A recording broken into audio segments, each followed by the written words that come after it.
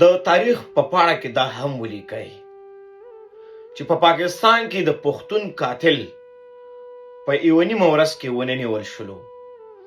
او بیا د تاریخ په پاڼه کې دا هم ولیکئ چې د پنجابي قاتل په 10 منټو کې نیول کیږي. پښتون دی په وینو کې پروتي، د مرګ په تخته باندې حق وته نه ورکول کیږي، خو پنجابی دی بیا په آزاد میدان باندې مزې کوي. یو پښتون د بل پښتون څنګه دشمن جوړېدلی شي؟ دې کې هم د چا لاس دی.